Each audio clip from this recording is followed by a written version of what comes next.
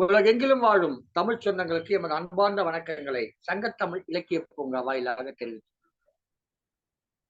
திருவள்ளுவரின் தலைவராகவும் பாவேந்தர் பாரதிதாசனை செயலாளராகவும் கொண்டு இயங்கிக் கொண்டிருக்கக்கூடிய இந்த அமைப்பிலே தொடர்ந்து பல்வேறு இலக்கிய ஆளுமைகளை நேர்காணல் செய்து இந்த உலகத்திற்கு எடுத்துக்காட்டுகிறோம், வெளிச்சம் போடுகிறோம். அந்த வகையிலே இன்றைக்கு நாம் நேர்காணல் காண இருக்கிற ஒரு ஆளுமை எழுத்தாளர், கவிஞர், பன்முகத்திறன் கொண்டவர் என்று சொன்னால் திருக்குறள் தோன்ற விருது பெற்ற திருமதி சிவகாமி சண்முக சுந்தரம். மதுரையில் பிறந்து ஈரோட்டில் வளர்ந்து சென்னையில் வாழ்ந்து கொண்டிருக்கும் திருமதி சிவகாமி சண்முக சுந்தரத்தை இன்றைக்கு நேர்காணல் காண்பதற்காக என்னோடு இணைந்திருப்பவர்கள் சிறுகதை எழுத்தாளர், சிறுகதை சிற்பி என்ற விருது பெற்ற புஷ்பா ராஜ்குமார் என்கிற பெயரிலேயே பல சிறுகதைகளை எழுதி கொண்டிருக்கக்கூடிய முனைவர் M.K. ராஜ்குமார் அவர். அவரோடு இணைந்து நேர்காணல் காண்பவர் மயிலாப்பூரில் இருக்கக்கூடிய இசைச்செல்வி திருமதி கிரிஜா ராஜசேகர் அவர். நாம் இப்போது நேர்காணலுக்குள் செல்வோம். வணக்கம் திருமதி சிவகாமி சண்முக சுந்தரம் அவர்களே, வணக்கம். வணக்கம் ஐயா. நலமா இருக்கீங்களா? நலமா இருக்கேங்க ஐயா. நானே சொல்லிட்டேன், நீங்க மதுரையில பிறந்தீங்கன்னு சொல்லிட்டேன். அப்புறம் ஈரோட்ல வளர்ந்தீங்கன்னு சொல்லிட்டேன். ஆமாங்க ஐயா. சென்னையில உங்களுடைய பிறந்த ஊருடைய சிறப்பு, உங்களுடைய அந்த உங்க தாய் தந்தையர் பேரெல்லாம் சொல்லுங்க, நாங்க தெரிஞ்சுப்போம்ல. நான் பிறந்த ஊர் மதுரை மாநகரங்க ஐயா. எல்லாருக்குமே தெரிஞ்சது. மதுரைக்கு முக்கியமானது மதுரைன்னு சொன்னாலே நமக்கு ஞாபகம் வரக்கூடியது மீனாட்சி அம்மன், மதுரை மல்லி. அதெல்லாம் போக மதுரைனாலே தூங்கா நகரம். இன்னைக்கு எல்லா நகரமும் தூங்கா நகரமா தான் இருக்கு. இருந்தாலும் அப்போ உள்ள காலகட்டத்துல மதுரை தூங்கா நகரம்னு அப்படின்னு புகழ்பெற்று இருந்தது. நான் என்னுடைய முதல் வகுப்பு வரைக்கும் மதுரையில படிச்சேன். அதுக்கப்புறம் 2ஆம் வகுப்புல இருந்து ஈரோடு, அப்பாவுடைய வேலை காரணமாக ஈரோடு வந்துட்டோம் நாங்க. அப்போ ஈரோட்ல தான் நான் பள்ளி படிச்சது. பள்ளி, கல்லூரி எல்லாமே அங்க இருந்தா திருமணம் பண்ணி கொடுத்தாங்க. இப்ப திருமணத்துக்கு பிறகுதான் நான் தலைநகரம் சென்னையில வசிச்சுக்கிட்டு இருக்கேன். இப்ப என்னுடைய கணவரின் பணியின் காரணமாக சென்னையில் வசிச்சுக்கிட்டு இருக்கோம். ஈரோட்ல என்ன படிச்சீங்க நீங்க? நான் கல்லூரியில இளங்கலை உணவு மற்றும் ஊட்டச்சத்து படிச்சேங்க ஐயா. அப்புறம் முதுநிலை அதிலே உணவு மற்றும் ஊட்டச்சத்து படிச்சேங்கய்யா. என்னுடைய கல்லூரி வேளாளர் மகளிர் கல்லூரி. அது திண்டல், அதாவது திண்டல் முருகன் கோயிலுக்கு நேர் எதிர்த்தாப்புலயே இருக்கும் எங்களுடைய கல்லூரி. முருகனுடைய கண் பார்வையிலேயே 5 வருடங்கள் கல்லூரி படிப்பை படித்து முடித்தேன்.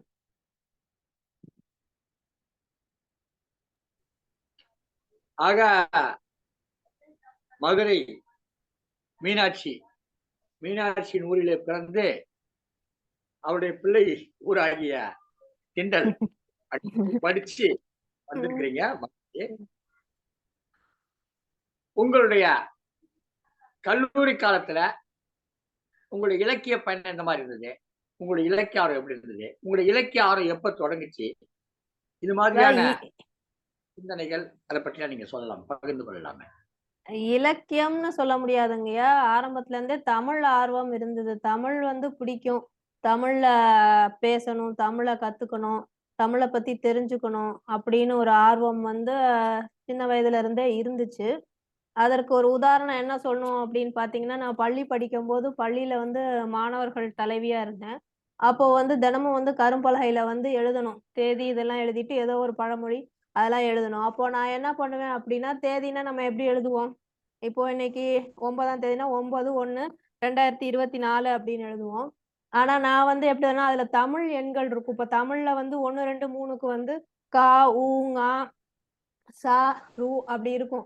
1ல இருந்து 9 வரைக்கும். அப்போ அதுல எழுதுவேன். நான் கரும்பலகையில எழுதுவேன். அது மட்டும் இல்லாம பள்ளி படிக்கும்போது இந்த 12வது முடிக்கும் போது பாத்தீங்கன்னா எல்லாம் அந்த ஆட்டோகிராஃப் நோட்டுன்ட்டு அதுல எழுத சொல்லுவாங்க. அப்போ அதுல என்னுடைய பிறந்த நாளை கூட அந்த மாதிரிதான் எழுதி கொடுத்தேன். அப்போ வந்து அது புரியல அப்படின்னு சொல்லிட்டு பசங்க வீட்டுக்கு வந்து நின்னுட்டாங்க. இது என்ன நீ தேதி போட்டிருக்க? இது வந்து என்ன தேதின்னே புரியல அப்படின்னு சொல்லிட்டு. அதெல்லாம் வந்து நான் ஒரு இதா நினைக்கிறேன். அதாவது நம்ம தெரிஞ்சுக்கிறதோட மட்டும் இல்லாம மத்தவங்களும் தெரிஞ்சுக்கணும். அது மாரி அப்பல்லாம் வந்து இந்த மாரி அலைபேசி கிடையாது. எங்க வீட்ல இதுவும் கிடையாது. அதுக்கப்புறம் தான் வந்து லேண்ட்லைன்லாம் வந்துச்சு. அந்த மாரி எண்கள்லாம் கூட வந்து நான் தமிழ்ல தான் எழுதுறது. அப்போ வந்து அதுக்கும் வந்து டியூஷன் போவாங்க பசங்க தமிழ் மிஸ்ட்ட போயிட்டு. அப்போ என்னுடைய திருமண அழைப்புதல் வந்து என்னுடைய பள்ளி மாணவர்களுக்கு நான் போய் குடுக்கும்போது கூட, இந்த சம்பவத்த சொல்லிட்டு பசங்கலாம் கிண்டல் பண்ணாங்க. நல்ல வேளை பத்திரிக்கையிலயாவது இப்படி தேதி போட்டா, இல்ல தமிழ்ல போட்டிருந்தேன்னா நாங்க தூக்கிட்டு நேரா தமிழ் மிஸ் கிட்ட தான் போயிருப்போம் அப்படின்னு. அது வேடிக்கையா சொன்னாலும் அவங்க வந்து தெரிஞ்சுக்கிறாங்க. தெரிஞ்சுக்கணும்னு நெனைக்கிறாங்கல்ல. அப்போ நமக்கு தெரிஞ்ச விஷயத்த மத்தவங்களுக்கும் வந்து தெரிய வைக்கணும். அப்படின்றது முதல்ல நம்ம வந்து தமிழ கத்துக்கிறதோட இல்லாம அத வந்து பயன்படுத்தணும். சும்மா தமிழ் தமிழ்ன்னு பேசிட்டு மட்டும் இல்லாம, நம்மளால முடிஞ்ச அளவு வந்து அ தமிழ்ல வந்து பேசணும். இப்போ வந்து காலத்துல பார்த்தீங்கன்னா, தமிழ் மொழிய வந்து இந்த காலத்து குழந்தைங்களுக்கு வந்து புரிய மாட்டேங்குது நம்ம பேசுறதே. அப்படி ஒரு வார்த்தையே அவங்களுக்கு தெரிய மாட்டேங்குது. அதுக்கு வந்து ஆங்கிலத்துல தான் நம்ம வந்து பொருள் சொல்ல வேண்டியதா இருக்கு. அதனால அன்றாட வாழ்க்கையில வந்து தமிழ வந்து நம்ம தெரிஞ்சுக்கணும். அத வந்து பயன்படுத்தணும். முடிஞ்ச அளவு அத வந்து கெடுக்காம இருக்கணும். தமிழ் எது வந்து தமிழ் அப்படின்றத தெரிஞ்சுக்கணும். நம்ம பேசுறது வந்து தமிழா அப்படின்னே தெரியாத அளவுல இன்னைக்கு வந்து பேசிக்கிட்டு இருக்காங்க. இந்த அளவு தான் பார்த்தீங்கன்னா, என் பள்ளி வாழ்க்கையில வந்து தமிழ் வந்து எனக்கு இருந்துச்சு. தமிழ் பாடம் வந்து எனக்கு ரொம்ப புடிக்கும். தமிழ் எடுக்கிற ஆசிரியர்களும் வந்து எனக்கு ரொம்ப புடிக்கும். அதுவும் வந்து ஒரு காரணம். நமக்கு வந்து ஒரு பாடம் பிடிக்கிறதுக்கு வந்து முக்கிய காரணம் வந்து அந்த ஆசிரியர்களும். அத வந்து தமிழ வந்து ஒரு பாடமா வந்து நான் வந்து பார்க்கல. அதாவது நமக்கு வந்து மேல் படிப்புக்கு பார்க்கும்போது, இதெல்லாம் வந்து நமக்கு லாங்குவேஜ்ன்னு சொல்லிட்டு மொழிகளுக்கு வந்து இதுல வராது, கட் ஆஃப்ல வராது அப்படின்னு சொல்லிட்டு, அ ஆசிரியர்களே வந்து முக்கியத்துவம் கொடுக்க மாட்டாங்க. முக்கியமான பாடத்த மட்டும் படிச்சா போதும். ஆங்கிலமோ, இல்ல ஹிந்தியோ, தமிழோ வந்து நீங்க படிக்க தேவையில்ல அப்படின்ற மாரி தான் வந்து சொல்லுவாங்க. ஆனா, என்னுடைய ஆர்வத்துல தான் வந்து நான் வந்து தமிழ படிச்சேன். தமிழ கத்துக்கிட்டேன். கல்லூரியிலயும் வந்து மேற்கொண்டு படிக்கும்போது, அதாவது நெறைய பேர் இப்ப கூட என்ட்ட கேட்டாங்க, "உங்களுக்கு தமிழ் இவ்ளோ இதா வருது, இவ்ளோ புடிச்சிருக்கு அப்படின்னா, நீங்க தமிழே எடுத்து படிச்சிருக்கலாமே" அப்படின்னு. படிச்சிருக்கலாம் தான். ஆனா, தமிழ் வந்து நமக்கு பிடிக்குதுங்கும்போது, அத நம்ம எப்படினாலும் தேடி கண்டுபிடிச்சு கத்துப்போம். அது இருக்கும். அதனால படிப்புன்னு படிக்கும்போது, நான் வந்து அறிவியல் ரீதியா படிக்கணும் அப்படின்றதுனால, ஊட்டச்சத்து துறைய வந்து நான் வந்து தேர்ந்தெடுத்தேன். அத வந்து கல்லூரியில வந்து 5 ஆண்டுகள் வந்து படிச்சேன். அதே மாரி தமிழ் சிறப்பு. வந்து ஆனா, இதுக்கப்புறம் இவ்வளோ நாள் வந்து ஒரு பெரிய இடைவேளைக்கு பிறகு, இப்ப வந்து தமிழோட நான் வந்து பயணிக்கிறதுக்கு வந்து ஒரு வாய்ப்பு கிடைச்சிருக்கு. என்னைய வந்து அதுல இன்னும் மேற்கொண்டு மெருகேத்திக்கிறதுக்கும், இதுக்கும் சரி ஐயா சொன்ன மாரி இலக்கியம் ஆர்வம் அப்டின்னாரு. இலக்கியம்ன்ற அளவுக்கு எனக்கு தமிழ் தெரியாது. இப்போ சங்கத்தமிழ் இலக்கிய பூங்கா வந்ததுக்கு அப்புறம் தான் வந்து கவிதையிலலாம் வந்து நான் கவிதை எழுதுறேன் அப்டின்றது எனக்கே வந்து ஆச்சரியமா இருக்கு. இப்போ ஒரு கடந்த 1 ஆண்டுகளா தான் வந்து நான் கவிதை வந்து எழுதிக்கிட்டு இருக்கேன். அதற்கெல்லாம் வந்து முக்கிய காரணமாக, தூண்டுகோலாக இருந்தவர் வந்து நம்மளுடைய சங்கத்தமிழ் இலக்கிய பூங்காவின் ஒருங்கிணைப்பாளர் நீலகண்ட ஐயா தான். அவருக்கு என்னுடைய நன்றிய சொல்லிக்கிறேங்க ஐயா. மகிழ்ச்சி. நன்றி அம்மா. உங்களுடைய நன்றிக்கு நன்றி. இந்த ஒரு விதை என்பது தேர்ந்த விதைத்தான் ஒரு நல்ல செடியாக வளரும்.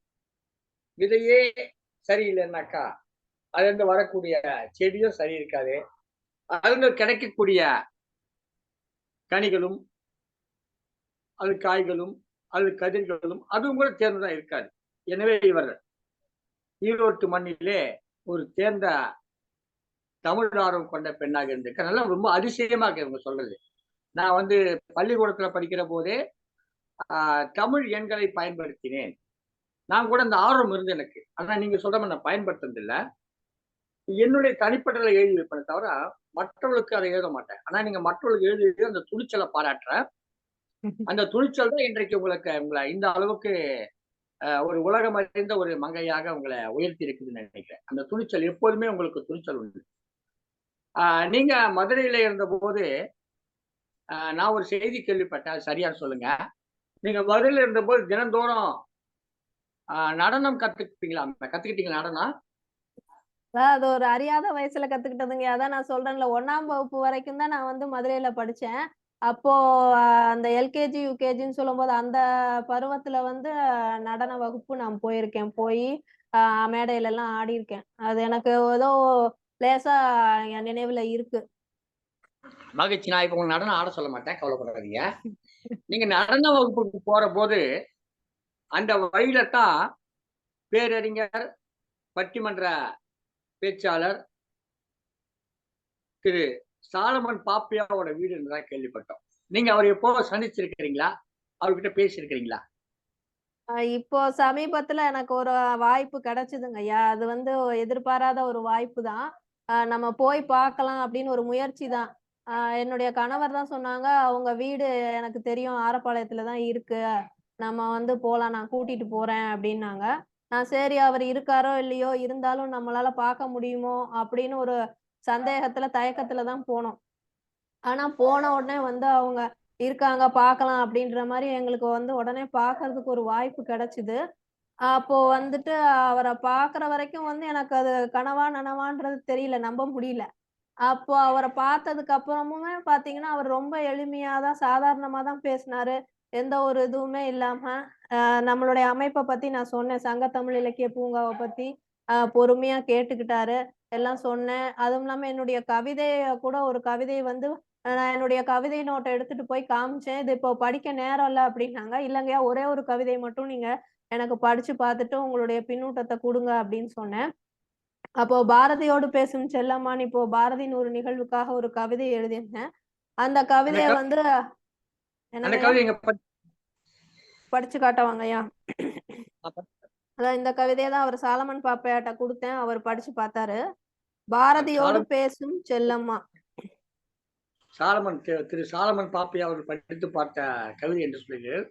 ம், அதை நீங்கள் நீங்கள் உங்கள் குரலில் வாசித்து காட்டுங்க. ம். நாங்கள் கேட்கிறோம். பாரதியோடு பேசும் செல்லம்மா. சுப்பு, ஆசை முகம் மறந்து போச்சே என்றாய். ஆசையாய் பேசக்கூட மறந்து விட்டாயே. என் பெயரே செல்லம்மா. எப்படி என்னை அழைப்பாய் செல்லம்மா? மல்லிகை மணமாவது வீசுமென்று உன்னை மணந்தேன். உன் தமிழ் மணம் பரவியே இல்லறம் நுகர்ந்தேன். செல்லம்மா நானிருக்கும்போது யார் அது கண்ணம்மா? செல்லம்மா நானிருக்கும்போது யார் அது கண்ணம்மா? எனக்குத் தெரியாமல் என்னை விட்டு வேறொருத்தி மீது உனக்கு எண்ணமா? எனக்குத் தெரியாமல் என்னை விட்டு வேறொருத்தி மீது உனக்கு எண்ணமா? மல்லிகை மணாளன் தருகிற விருதின் பெயரோ பாரதிமணி. என் மணாளன் வீட்டிற்கு வாங்கிக் கூட தருவதில்லை ஒரு நெல்மணி. நான் வாங்கப் போகிறேன் பெண்களுக்கான 1000 ரூபாய் விண்ணப்பம். நீயோ மறுத்துவிட்டாய் மூத்த தமிழறிஞர் விண்ணப்பம். இளைஞர்கள் பரபரப்பாய் உலா வருவது முகநூலில். உன் ஆராய்ச்சி புரட்சி எல்லாம் இருப்பது பூநூலில். எமக்குத் தொழில் கவிதை என்பது உன் முழக்கம். வீட்டில் இருந்து கொண்டு வேலை செய்யாதிருப்பதே உன் வழக்கம். பெண்கள் வீட்டு வேலை செய்ததெல்லாம் அந்தக் காலம். வீட்டிலிருந்தே நாங்கள் வேலை செய்வது இன்றைய கோலம். குடும்பத் தலைவனாக உன்னால் வீட்டிற்கு இல்லை ஒரு வருமானம். சுற்றமும் நட்பும் நாளும் தருகிறது நமக்கு அவமானம். உன் உயர்ந்த கவிதையை மதித்து எவனும் கொடுப்பதில்லை சன்மானம். நான் வேலைக்கு போகிறேன் என்று சொன்னாலும் தடுக்கிறது உன் தன்மானம். உன் வாழ்க்கை துணை நானே காப்பாற்றுகிறேன் உன் மானம். பெண்ணுக்கு உரிமை கேட்டாய், மண்ணுக்கு உரிமை கேட்டாய். நான் பேசும்போது குறுக்கே பேசாதே பாரதி. உன்னை விட எவன் புனைகிறான் ஏற்றமிகு கவிதை? உன் கவித்திறம் மீது உனக்கு இருக்க வேண்டியதுதான் மமதை. நீ என் கையை பிடித்து தெருவில் அழைத்து வந்ததும், புகைப்படத்தில் நீ நின்று என்னை அமர வைத்ததும், உனக்கு ஏதோ பெண்ணுரிமை புரட்சி என்ற எண்ணம். 100 ஆண்டு கடந்தும் பெண் அடிமைத்தனம் மாறவில்லை இன்னும். 100 ஆண்டு கடந்தும் பெண் அடிமைத்தனம் மாறவில்லை இன்னும். ஆண்கள் கொடுத்து பெறுவதல்ல பெண்ணுரிமை. பெண்ணுரிமை என்பது என் உரிமை. உணவு, உடை, உறையுள் என்பதிலிருந்தது தட்டுப்பாடு. எங்கள் உணர்வுகளை மதித்து விதிக்கவில்லை கட்டுப்பாடு. அரிசிப்பானை காலியாக இருந்தது. விடுதலை பணியே உனக்கு ஜோலியாக இருந்தது. அடிமை இந்தியா விடுதலை பெற உன் கவிதைதான் தீனி போட்டது. அடிமை இந்தியா விடுதலை பெற உன் கவிதைதான் தீனி போட்டது. நீ வீடு வாங்கி தரவில்லை, ஆனால் தேசம் வாங்கி தந்தாய். மாற்றிக் கட்ட சேலை வாங்கி தரவில்லை, ஆனால் பாரத மாதாவின் மானம் காத்தாய். உன்னுடன் வாழ்க்கையில் எதுவும் இல்லை எனக்கு, ஆனால் எல்லாம் கிடைத்தது எனக்கு. இன்னும் உன்னோடு பேசிக் கொண்டிருப்பது தப்பையா? எனக்கு நிறைய வேலைகள் இருக்கிறது சுப்பையா. இன்னும் உன்னோடு பேசிக் கொண்டிருப்பது தப்பையா? எனக்கு நிறைய வேலைகள் இருக்கிறது சுப்பையா. வரட்டுமா ஐயா? இந்த கவிதையை தான் வந்து சாலமன் பாப்பையா ஐயா அவர்கிட்ட கொடுத்தேன். அவரு படிச்சு பார்த்தாரு, ரசிச்சாரு. அதுக்கப்புறம் வந்து எனக்கு எழுதி கொடுத்தாரு. பின்னூட்டம் என்ன எழுதி கொடுத்திருந்தாரு அப்படின்னா, திருமதி சிவகாமி சண்முக சுந்தரம் அவர்கள் பாரதியை எண்ணி அவரது இணையர் செல்லம்மா சொல்லுவதாய் எழுதியிருக்கும் சில வரிகள் நம்மை எண்ணி பார்க்க வைக்கும் சொந்த சிந்தனை. புதிய திசையில் நம்மை நகர்த்த முயல்கிறது. வாழ்த்துடன் சாலமன் பாப்பையா அப்படின்னு வந்து காட்டுங்க எனக்கு காட்டுங்க. சரியா தெரியல, கொஞ்சம் நல்லா நல்லா தெரியல, கொஞ்சம் உயர்த்தி காட்டுங்க. விர்ச்சுவல் இமேஜ் இருக்கனால தெரியாதுங்க. சிறப்பு சிறப்பு சிறப்பு. வேற நீங்க சாலமன் பாப்பையா அவர்களிடமே ஒரு நல்ல ஒரு பின்னூட்டம் பெற்றிருக்கிறார்கள். பாராட்ட வேண்டிய ஒரு செய்தி. அந்த கவிதையில கூட நல்லா அருமையாக எழுதியிருந்தீங்க. நீ வீடு வாங்கி தரவில்லை, ஆனால் ஒரு தேசத்தை வாங்கி தந்தாய். நீ வந்து ஒரு சேலை வாங்கி தரவில்லை, ஆனால் பாரத தேசத்தின் மானம் காத்தாய். அது மாதிரி வரி. அதுக்கு அடுத்த வரியாக சொல்லுங்க. அதுக்கு அடுத்த வரி சொல்லுங்க. அதுவும் நல்லா இருந்தது. வீடு வாங்கி தரவில்லை, ஆனால் தேசம் வாங்கி தந்தாய். மாற்றி கட்ட சேலை வாங்கி தரவில்லை, ஆனால் பாரத மாதாவின் மானம் காத்தாய். அடுத்த வரி. உன்னுடன் வாழ்க்கையில் எதுவும் இல்லை எனக்கு, ஆனால் எல்லாம் கிடைத்தது எனக்கு. இதான் மிக முக்கியமான ஒரு வரி. அதுல அவர் வாழ்ந்த போது என்ன எதுவுமே கிடைக்கல, ஆனா எல்லாம் இருந்தது.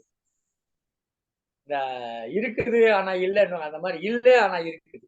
இது இது எப்படி இல்லை ஆனா இருக்குது. இந்த மனநிறைவு பாருங்க. அதை வந்து செல்லம்மாள் சொல்லியதாக இன்னமா தன்னை செல்லம்மாளாக உருவகப்படுத்தி கொண்டு இன்றைக்கு 142 அகவை இருந்திருக்கும். பாரதி இருந்தால் 142 அகவை இருந்திருக்கும் பாரதிக்கு. அந்த 142 அகவை நிறைந்த ஒரு பாரதியோடு சற்றேறக்குறைய ஒரு 135 அகவை நிறைந்திருக்கக்கூடிய ஒரு செல்லம்மாள் பேசியதாக ஒரு கவிதை மிகச் சிறப்பாக அமைந்திருந்தது. மிக அழகான கவிதை, மிக நேர்த்தியான கவிதை. தொடர்ந்து இந்த நிகழ்ச்சியிலே நம்மோடு இணைந்திருக்கக்கூடிய முனைவர் எம்.கே. ராஜ்குமார் அவர்கள் அம்மையார் திருமதி சிவகாமி சண்முக சில வினாக்களை தொடர்ப்பார்கள். வாருங்கள் ஐயா, வாருங்கள். திரு எம்.கே. ராஜ்குமார் அவர்கள். திரு எம்.கே. ராஜ்குமார் அவர்கள் ஒரு வழக்கறிஞர், ஒரு சிறந்த சிறுகதை எழுத்தாளர், மிகச் சிறந்த கட்டுரையாளர், கவிஞர், எழுச்சி தமிழ் என்ற பெயரிலும், தஞ்சை தமிழ் என்ற பெயரிலும், கர்டோசா என்கிற பெயரிலும் பல்வேறு புனைவர்களை எழுதி கொண்டிருப்பவர். தன்னுடைய தாய் புஷ்பா என்பவரின் போற்றும் வகையிலே புஷ்பா ராஜ்குமார் என்ற புனைப்பெயர்களை எழுதி கொண்டிருக்கிறார். வாருங்கள் ஐயா. வணக்கம். சங்கத்தமிழ் இலக்கிய பூங்காவினுடைய ஒருங்கிணைப்பாளர் ஐயா நீலகண்ட தமிழன் அவர்களுக்கும், இன்றைய தினம் பேட்டி தந்து கொண்டிருக்கிற திருக்குறள் தொண்டர் சகோதரி சிவகாமி சண்முக சுந்தரம் அவர்களுக்கும், நிகழ்வை பார்த்து கொண்டிருக்கிற உங்களுக்கும் என்னுடைய வணக்கத்தை தெரிவித்துக் கொள்கிறேன். சகோதரி, நீங்க பேசுனீங்க, உங்களுடைய பள்ளி வாழ்க்கையிலே கூட தமிழை நீங்கள் வந்து முன்னிறுத்தி இருக்கிறீர்கள் என்று நாங்கள் கேள்விப்பட்டு ஆச்சரியப்படுகிறோம். நீங்க வந்து கவிதை எப்போ எழுத ஆரம்பிச்சீங்க? உங்களுடைய எத்தனை வயதுல அந்த கவிதை எழுத ஆரம்பிச்சீங்க? அதை பற்றி கொஞ்சம் சொல்லுங்க. எத்தனை வயதில் இல்லைங்க, இப்போ சென்ற ஆண்டு தாங்க பவள விழா பாரதம் அப்படின்ட்டு நம்ம சங்கத்தமிழ் இலக்கிய பூங்கால வந்து ஒரு நிகழ்ச்சி நடத்தினாங்க. அதுலதான் வந்து கவிதையை வந்து எழுத சொன்னாங்க. அதாவது சங்கத்தமிழ் இலக்கிய பூங்கால பல்வேறு நிகழ்வுகள் நடந்துட்டு இருக்கு. நான் சிறார் நிகழ்வுக்காக தான் வந்து இந்த ஊரடங்கு காலத்துல என்னுடைய குழந்தைகளோட வந்து இந்த சங்கத்தமிழ் இலக்கிய பூங்கால இணைந்தேன். அப்போ வந்து இந்த பாரதி 100 நிகழ்வு நம்ம சங்கத்தமிழ் இலக்கிய பூங்கால நடத்திக்கிட்டு இருந்தாங்க. அப்போ ஒரு செப்டம்பர் மாதம் தான் வந்து என்னுடைய குழந்தைகளை அதுல வந்து கலந்துக்க வச்சேன். அவங்க வந்து பாரதியை பற்றி பாடல் பாடினாங்க, பாரதியாரை பத்தி ஓவியம் வரைஞ்சு காட்டினாங்க. அப்புறம் அதே மாதிரி தொடர்ந்து சிறார்களுக்கான நிகழ்வுகள், திருக்குறள் நிகழ்வு இதுல எல்லாம் தான் அவங்க கலந்துக்கிட்டு வந்தாங்க. அப்போ வந்து பிப்ரவரி மாசம் வந்துட்டு நான் கேட்டேன் ஐயாட்ட, இந்த மாரி சிறார்கள் மட்டும் தான் வந்து திருக்குறள் வாசிச்சு போடலாமா அப்படின்னு.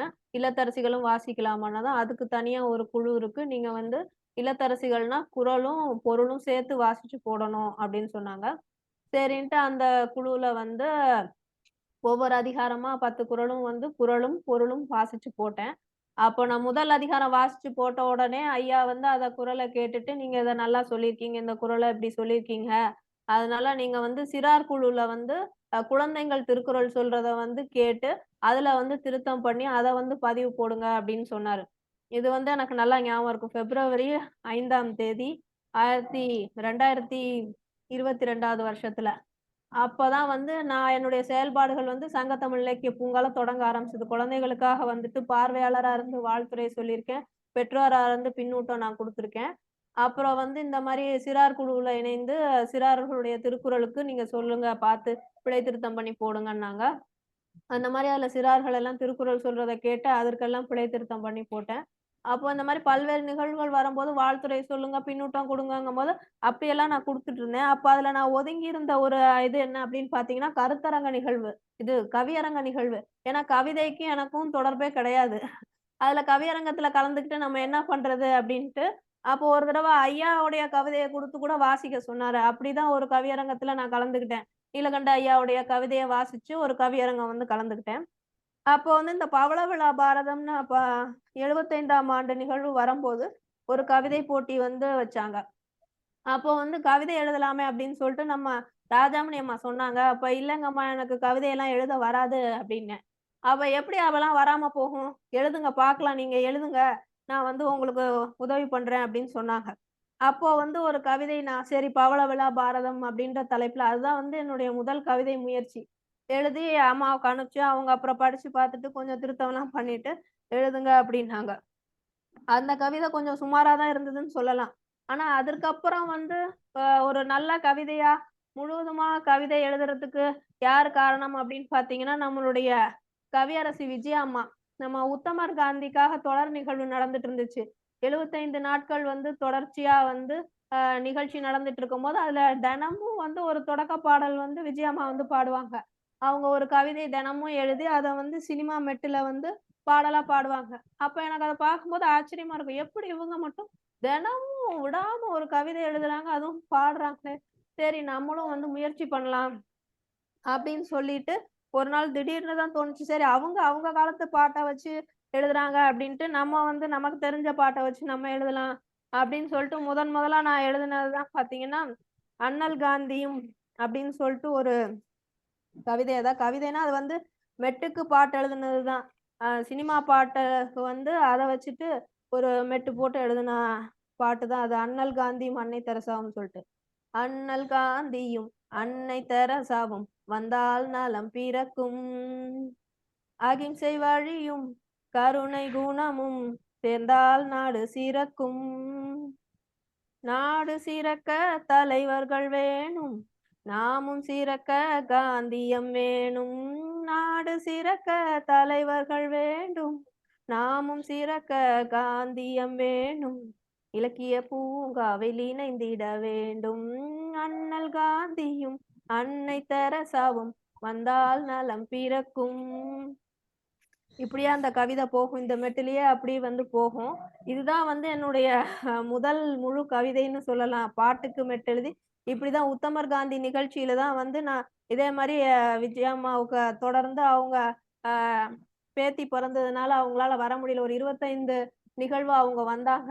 அதற்கப்புறம் பார்த்தீங்கன்னா, தொடர்ச்சியா அவங்கள மாரி அவங்களுடைய இதுல வந்து உற்சாகத்தினால நான் அவங்கள பார்த்து நானும் அதே மாரி முயற்சி பண்ணி, தினமும் ஒரு ஒரு பாட்டு வந்து எழுத ஆரம்பிச்சேன். காந்திய பத்தி ஒரு சினிமா மெட்ல வந்து பாடல் எழுதி பாட ஆரம்பிச்சேன். அப்படியே தான் வந்து என்னுடைய கவிதை வந்து கவிதை பயணம் துவங்குச்சு.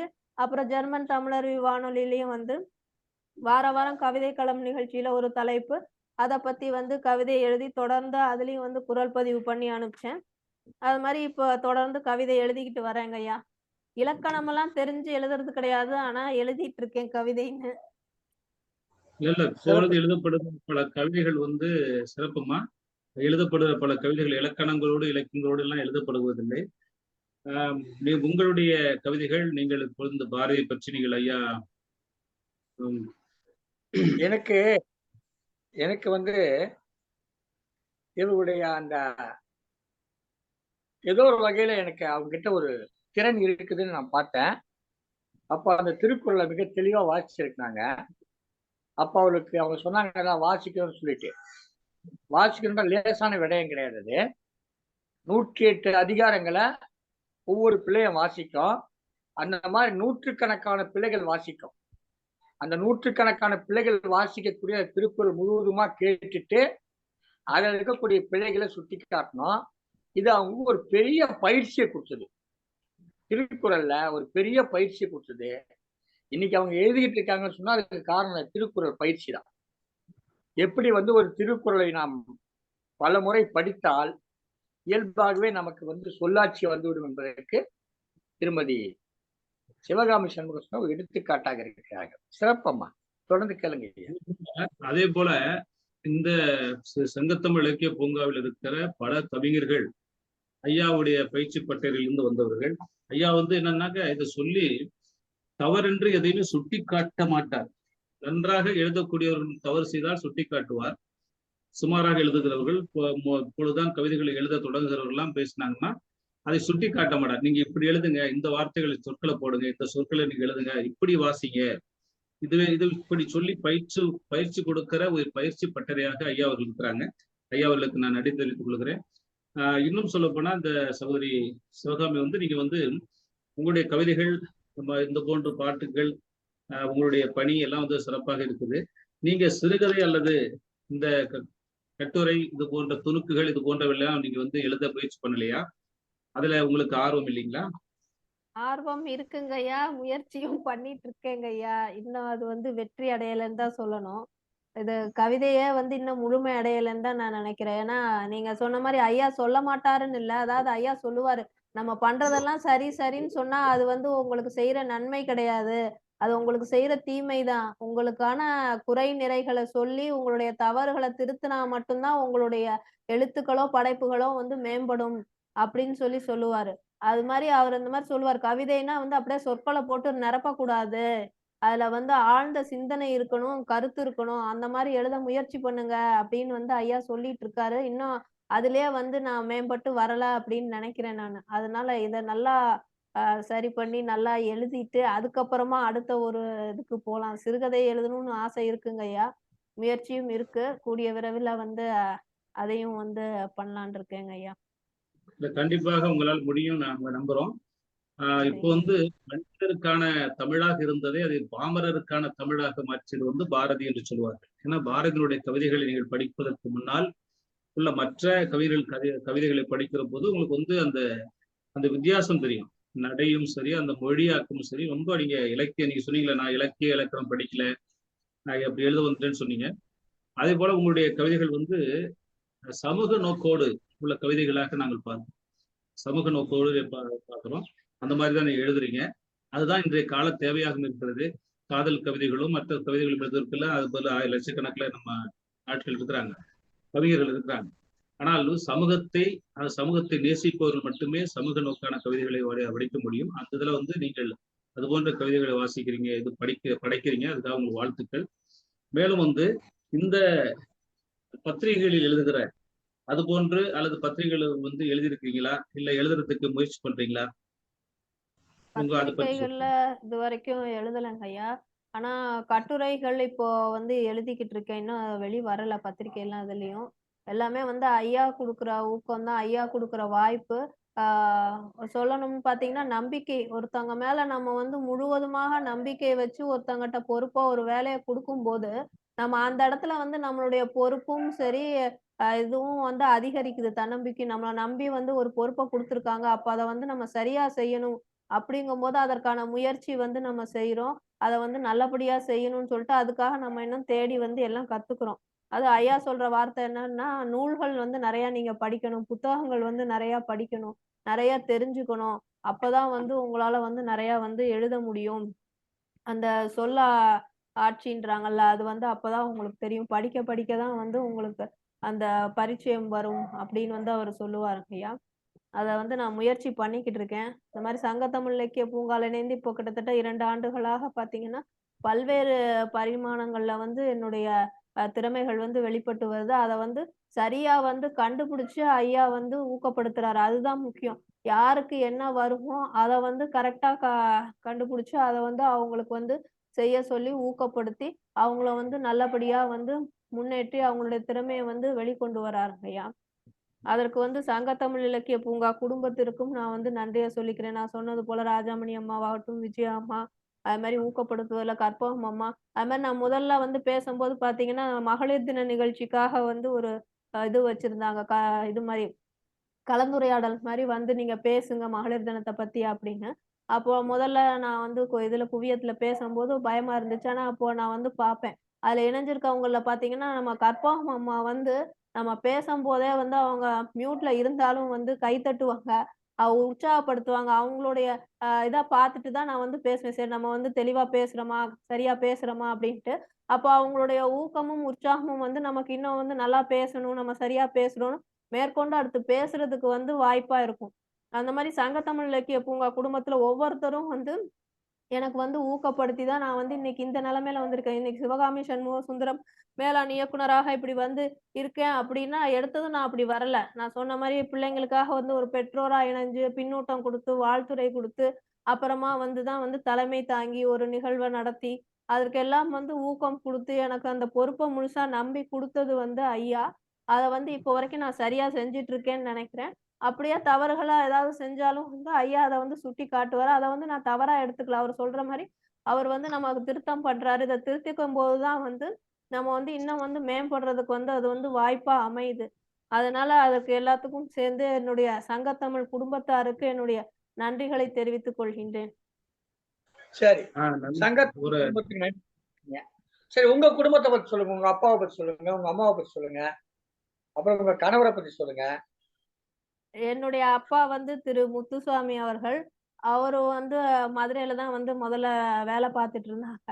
அதற்கப்புறமா வந்து ஈரோட்ல வந்து ஒரு வங்கியில வேலை பார்த்தாங்க. அவங்களுடைய வேலை காரணமாக தான் நாங்க வந்து ஈரோடுக்கு வந்தோம். எங்களுடைய பள்ளிக்காக பள்ளிக்கு அருகிலே வந்து வீடு பார்த்து வந்தோம். அதுக்கப்புறமா அவங்களுக்கு மதுரைக்கு வந்துரணும் அப்படின்ற நெனப்பு தான். ஆனா வந்து அவங்களுடைய பணியின் காரணமாக மதுரைக்கு வர முடியல. அங்கேயே வந்து வேற வேற இதுல அருகிலே வந்து வேற வேற இதுல வேலை பார்த்தாங்க.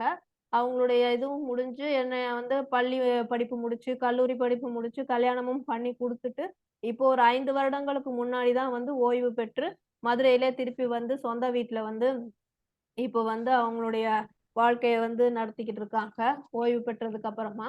என்னுடைய தாய பத்தி சொல்லணும்னா, அவங்க வந்து ராஜம் அவர்கள். உங்களுக்கெல்லாம் தெரிஞ்சிருக்கும். அவங்க அப்பப்போ இதுல குவியம் வந்து கலந்துப்பாங்க நிகழ்ச்சியில. உத்தமர் காந்தி நிகழ்ச்சியில கூட கலந்துக்கிட்டு சத்திய சோதனை வாசிச்சிருக்காங்க. அதே மாரி இப்போ இந்த பாரதி 100 நிகழ்வுலயும் வந்து பாரதியார் பாடல் பாடியிருக்காங்க. அவங்க தான் வந்து எனக்கு வந்து முன்னோடியாக இருந்து எனக்கு வந்து வழிநடத்தக்கூடியவர். எதுனாலும் வந்து எனக்கு வந்து என்னுடைய அம்மாட்ட தான் நான் வந்து அறிவுரை கேட்பேன். என் பிள்ளைங்க கூட இப்ப கிண்டல் பண்ணுவாங்க. எதுனாலும் பாட்டி சொன்னா மட்டும் கேட்கிறீங்கன்னு. ஆமா, நம்மளுடைய அம்மாவை தவிர நமக்கு நல்லது சொல்றதுக்கு யார் இருக்கா? இல்ல நம்ம மேல அக்கறையா இருக்கவங்க யார் இருப்பா? அம்மா சொன்னா சரியா தான் இருக்கும். நமக்கு நல்லது தான் சொல்லுவாங்க.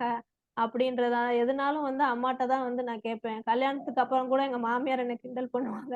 இப்போதான் அவ ஃபோன் இருக்குல்ல, ஃபோன்ல கேட்டுக்கலாம் எதுனாலும்.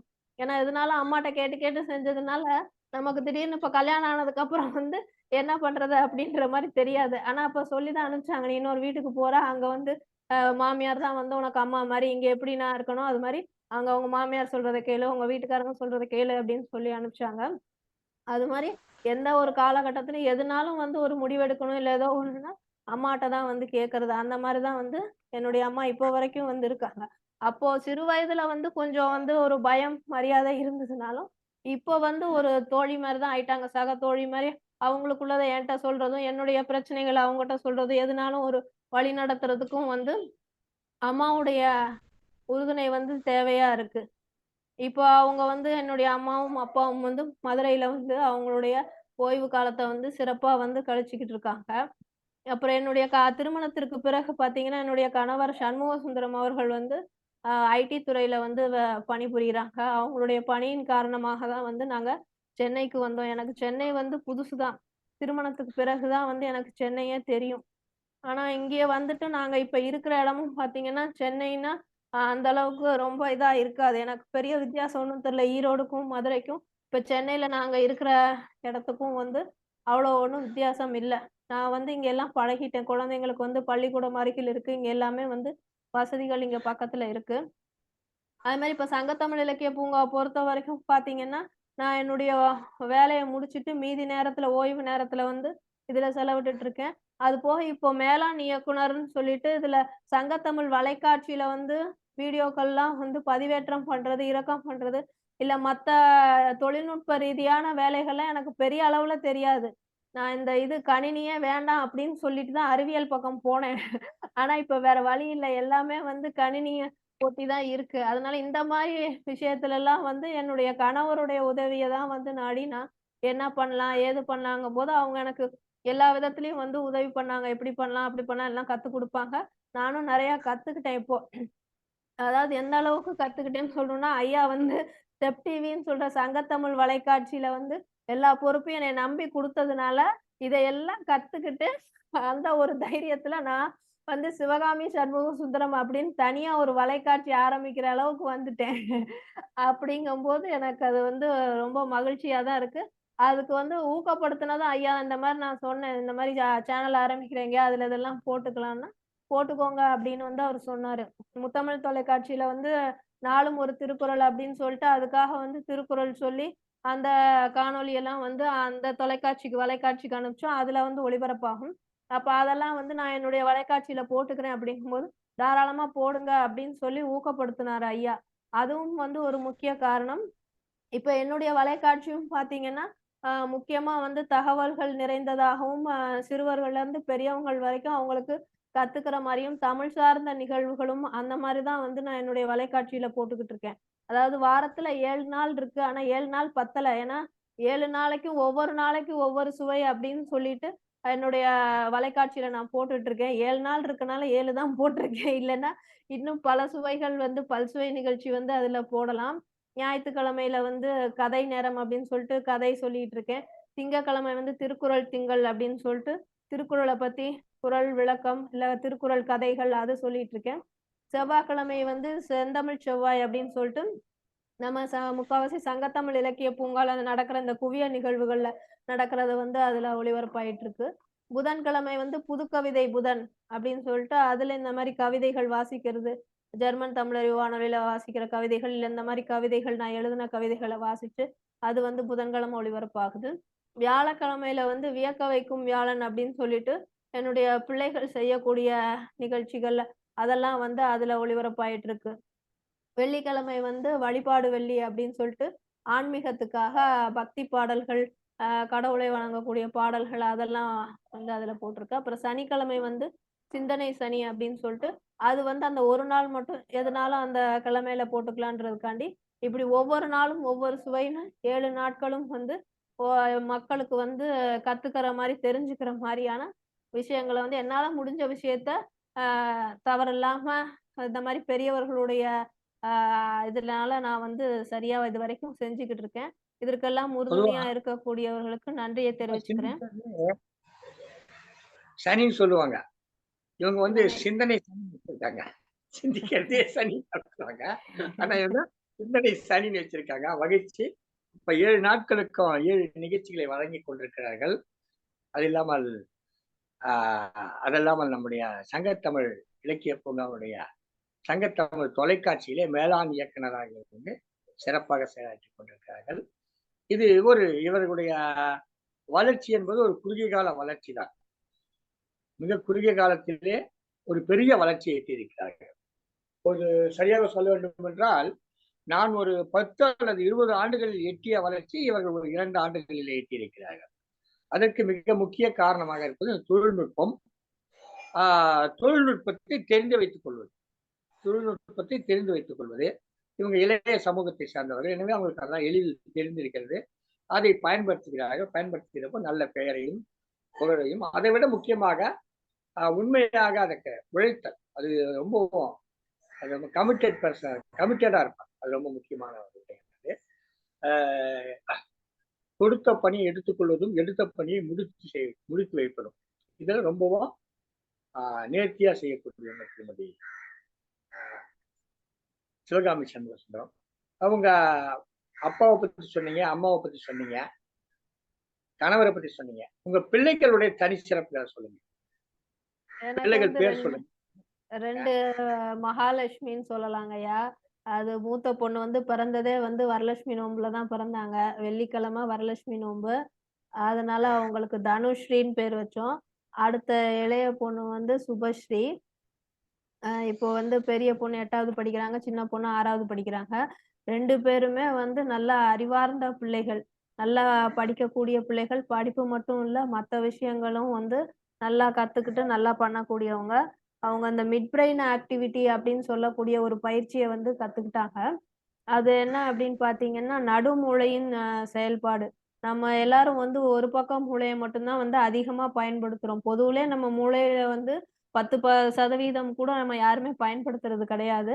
அதுலயும் வந்து நம்ம இடது பக்க மூளைய தான் வந்து அதிகமா பயன்படுத்துறோம். ஏன்னா நம்ம வலது பக்கம் க என்னங்கய்யா? பயன்படுத்துறது வேற செய்தி. அப்போ வந்து நம்ம 2 பக்கம் மூளையும் வந்து சரியா பயன்படுத்தும் பொழுது, நடுமூளை வந்து இயக்கம் வந்து ஆகுது. அதாவது நம்ம வலது கைய மட்டும் தான் நம்ம இப்ப யூஸ் பண்றோம்னா, நம்ம இடது பக்க மூளை இந்த செயல்பாடு தான் வந்து அதிகமா இருக்கும். இப்ப ஒரு சிலர் வந்து இடது கைய வந்து பயன்படுத்துவாங்க. அவங்களுக்கு வந்து வலது பக்க மூளையினுடைய செயல்பாடு அதிகமா இருக்கும். இப்ப 2 பக்கமும் நம்ம வந்து சமமா பண்ணும்போது, நடுமூளை வந்து இயக்கம் வந்து ஆகுது. அதனால வந்து அவங்களுக்கு சில முக்கியமான விஷயங்கள்லாம் வந்து ப பண்ண முடியுது. அதுக்கு என்ன அவங்க பயிற்சி குடுக்குறாங்க அப்படின்னு பார்த்தீங்கன்னா, உடற்பயிற்சி மாரி தான். இப்ப 2 கைக்கும் வந்து சரியா வந்து வேலை இந்த கையில ஒண்ணு செய்யும்போது, இந்த கையில ஒண்ணு செய்றது. அது மாரி 2 கையிலயும் வந்து 2 பக்கமும் வந்து ஒரே மாரி இயக்கம் குடுக்கும்போது, அந்த நடுமூளையோட செயல்பாடு நடக்குது. அதனால அவங்களுக்கு என்ன விளைவு வருது அப்படின்னு பார்த்தீங்கன்னா, கண்களை மூடிக்கொண்டு வந்து பார்க்காமலே வந்து அவங்களால வந்து ஒரு நிறத்த வந்து சொல்ல முடியும். ஒரு எழுத்த சொல்ல முடியும். இல்ல தொட்டு பார்த்து வந்து அந்த என்ன படம் அப்படின்றத வந்து சொல்ல முடியும். எழுத்துக்கள படிக்க முடியும். அதுல முதல் நிலை தான் வந்து வண்ணங்கள வந்து சொல்றது. என்ன பொருள கையில குடுத்துனாலும், அது என்ன நிறத்துல இருக்கு? அதனுடைய வண்ணம் என்ன? அப்படின்றத வந்து சொல்லுவாங்க. அதற்கப்புறம் அதே மாரி என்ன படம்? அத தொட்டு பார்த்து, அது மரமா? மனிதனா? இல்ல பொம்மையா? அப்படின்ற மாரி தொட்டு பார்த்து சொல்லுவாங்க. அதற்கப்புறம் பார்த்தீங்கன்னா, படிப்பாங்க. புத்தகத்துல இருக்க எழுத்துக்கள வந்து தடவி பார்த்து, அத வந்து படிப்பாங்க. எப்படி நம்ம கண்ண தொறந்துட்டு பண்றோமோ, அதே மாதிரி கண்கள மூடிட்டு, அதாவது கண்ண கட்டுறத வந்து நம்ம மத்தவங்களுக்காக தான் வந்து அந்த கண்ண கட்டுறோம். அவங்களாவே கண்ண மூடிட்டே வந்து பார்க்காமலே அவங்களால வந்து அத தொட்டு பார்த்து வந்து படிக்க முடியும். அந்த மாதிரி ஒரு இத வந்து பண்ணியிருக்காங்க. அதுக்காக வந்து 2 பேருமே வந்து கலாம்ஸ் வேர்ல்ட் ரெக்கார்ட்ல வந்து ரெக்கார்ட் பண்ணி சர்டிஃபிகேட் வந்து வாங்கியிருக்காங்க. இது மட்டும் இல்லாம பள்ளிகள்லயும் பல நிகழ்ச்சிகள்ல வந்து ஆடல், பாடல் இதெல்லாம் வந்து கலந்துக்கிறாங்க. வேற இந்த ஓட்டப்பந்தயம் அந்த மாரி நிகழ்ச்சி எல்லாமும் கலந்துக்கிறாங்க. வேற பேச்சு போட்டி, கட்டுரை போட்டி, அந்த மாரி ஓவிய போட்டி அதெல்லாமும் கலந்துக்கிட்டு நெறைய பரிசுகள் வாங்கியிருக்காங்க. இப்போ வந்து சின்ன பொண்ணு சுபஸ்ரீ வந்து பள்ளியில வந்து சிலம்பம் வகுப்பு வந்து இப்ப கத்துக்கிட்டு இருக்காங்க. அவங்க வந்து ஆர்வமா நான் கத்துக்கிறேன் அப்படின்னு சொல்லிட்டு சிலம்பம் வகுப்பு கத்துக்கிறாங்க. அவங்க எதுனாலும் ஆர்வமா கத்துக்கிறதுக்கு அவங்களுடைய அப்பாவும் வந்து தடை சொல்லாம எல்லா ஏற்பாடுகளும், வாய்ப்புகளும் வந்து செஞ்சு குடுக்குறாங்க. ஏன்னா, இது கத்துக்கிற வயசு. படிக்கிறது மட்டும் இல்லாம, மற்ற விஷயங்களையும் வந்து அவங்க தெரிஞ்சுக்கணும், கத்துக்கணும் அப்படின்னு அவங்களுக்கு அந்த ஆர்வம் இருக்கு. கத்துக்கிறாங்க. 2 பேருமே நல்ல திறமையான பிள்ளைங்க. நல்லா நம்ம சங்கத்தமிழ் இலக்கிய பூங்கா சிறார் நிகழ்வுகள்லயும் வந்து நெறைய நிகழ்ச்சியில கலந்துட்டு பாடியிருக்காங்க. ஓவியங்கள் வரைந்து காட்டியிருக்காங்க. மாறுவேடம் போட்டிருக்காங்க. சமீபத்தில சிறார்களுக்காக நடந்த பட்டிமன்ற நிகழ்வுல கூட 2 பேரும் கலந்துக்கிட்டு பட்டிமன்றம் பேசியிருக்காங்க. அது மாரி எதுனாலும் சொல்லிக் குடுத்தோம்னா வந்து, அ 1/2 நாள், 1 நாள் தான். எல்லாமே கடகடன்னு அப்படியே படிச்சு சொல்லிருவாங்க. அதனால அவங்க பள்ளியிலயும் பார்த்தீங்கன்னா, இந்த மாரி குரூப் ஆக்டிவிட்டி, ஹவுஸ் ஆக்டிவிட்டிக்கெல்லாம் இவன்னா ஒரே நாள்ல சொல்லிருவா அப்படின்னு சொல்லிட்டு அவங்க ஆசிரியர்களுக்குள்ள போட்டி. இவள வந்து அதான் சொல்றா போன வருஷம்லாம் பார்த்தீங்கன்னா, அ பள்ளி ஆனுவல் டேல வந்து அவங்க மிஸ் வந்துட்டு தனுஷ்ய வந்து முதல்ல வந்து கூட்டு போயிட்டாங்க. வேற மிஸ் வந்து கூப்ட்டுருவாங்க அப்படின்னு சொல்லிட்டு கேட்டா, அவ வந்து ஒரே நாள்ல சொன்னா அவ வந்து சொல்லிருவா அப்படின்ட்டு, டிராமாவுக்கு வா, நீ வந்து இந்த ஸ்பீச்சுக்கு வா அப்படின்னு சொல்லி, அவ்வளோ ஒரு போட்டியா இருக்கு. அது வந்து அவங்களுக்கும் பெருமையா இருக்கு. நான் அதான் சொல்றேன், உன்னால முடியுன்றனால தான் வந்து உன்னைய செய்ய சொல்றாங்க. அதனால நீ கத்துக்கோ. அதனால ஒண்ணும் இல்ல. அ ஆசிரியர் என்ன சொல்றாங்களோ அத கேளு அப்படின்னு. அது மாரி ஒருத்தர் ஒருத்தர் திறமையில மிஞ்சினவங்க தான். பிள்ளைகளை பெற்றிருக்கிறீங்க. சுபஸ்ரீ, தனுஸ்ரீ 2 பேரும் வந்து கண்களை கட்டிக்கொண்டு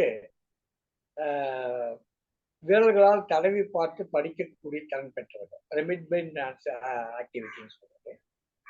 அதே மாதிரி இன்னொரு மகள் வந்து கண்களை கட்டிக்கொண்டு தடவி பார்த்தது என்ன படம்னு சொல்லுவாங்க. துண்டு துண்டா கிழித்து கொடுத்த படத்தை ஒன்றாக சேர்த்து விடுவார்கள். இப்படி கண்களை கட்டிக்கொண்டு செய்வார்கள். கண்கட்டி வித்தைன்னு சொல்லுவாங்க. கண்கட்டி வித்தைன்னு அடுத்தவன் கண்ணை கட்டிட்டு ஏமாத்தது. இது அப்படி அல்ல. தங்களுடைய கண்களை கட்டிக்கொண்டு திறமையை காட்டுவது. இது ஒரு நல்ல சிறப்பான ஒரு பயிற்சியை உங்களுடைய மகள்களுக்கு கொடுத்திருக்கீங்க. தொடர்ந்து இந்த நிகழ்ச்சியில உங்களிடமிருந்து நிறைய செய்திகளை எல்லாம் கேட்டுக்கொண்டிருக்கிறோம். நீங்கள் தனது இலக்கியம் சார்ந்த அனுபவங்களையும் தன் வாழ்க்கை சார்ந்த அனுபவங்களையும் வாழ்வியல் சார்ந்த அனுபவங்களையும் மிக அழகாக எடுத்துரைத்தார்கள். இந்த நிகழ்ச்சியின் இன்னொரு பகுதி மீண்டும் வரவிருக்கிறது. அதிலும் நீங்கள் சென்று கண்டு கழிக்க வேண்டும் என்று கேட்டுக்கொள்கிறோம்.